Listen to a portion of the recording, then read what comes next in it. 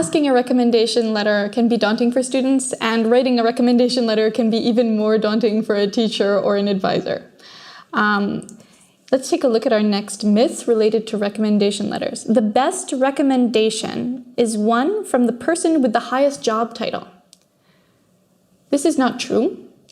So one of the things that many students have come to me with when they're asking for advice and building their application is, oh, should I ask the director? I bet I can get the director to write me a letter.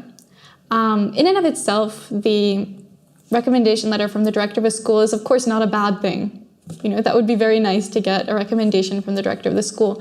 But does that really fulfill what the admissions committee is looking for when they're looking for a recommendation letter? Not necessarily. So in order to understand what we're looking for in a recommendation letter, we should start from the question of what is the admissions committee looking for? There are two purposes filled by the recommendation letter. One being, how does the student behave in a classroom setting? Who are they as a student, as a participant in that classroom?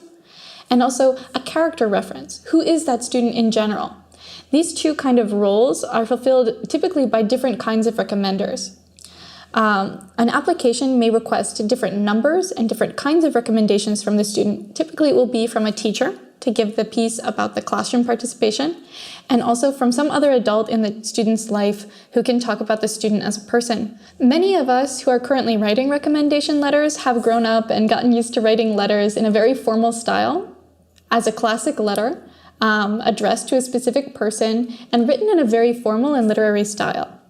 These norms are changing as we speak, and now it is perfectly acceptable and even welcome to an admissions committee to write a recommendation letter in a slightly less formal way, including the use of bullet points, tables, and other kind of structural elements that can help you get your point across without a lot of flowery language.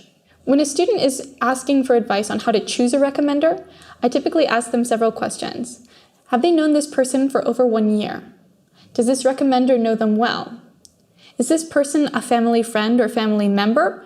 Or is it an adult from one of their activities or their work who can give a good reference for them? It's important for students to do their due diligence in assisting the recommender write a strong recommendation.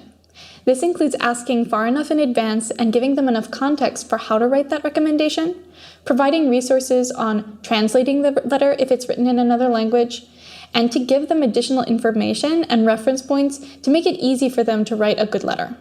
It's also important for the student to assure the recommender that the recommendation will be anonymous, ensuring the quality of the recommendation for both the recommender and the admissions committee reading it. The recommendations are a really important part of the holistic application as they complement the parts of the admissions package that the student is submitting themselves. In an application form such as the Common Application, there are separate sections available for counselors and recommenders. Recommenders submit through the portal their own recommendation letter. Sometimes this can be challenging for students and teachers who are less familiar with the technology, but it's really available for anyone who has an email address. The counselor role in the Common Application is more challenging. It requires more information to be entered by the counselor and a longer amount of time for them to be able to prepare those topics. The counselor portion of the Common Application also includes a section for the counselor recommendation. While the teacher recommendation or a recommendation given by another adult gives a specific light on how the student reacts in that specific context that they know them, the counselor recommendation has a much wider view. The counselor recommendation pulls in all the information about the school, about the student's home life if the counselor knows it, about how the student compares to other students in their year or in their school or in their country, and can pull all the other information together and give it the context it needs. There are multiple resources available for writing a recommendation letter, for learning how to write one, and how to teach others to write a recommendation letter that I'll be including in the materials in this course.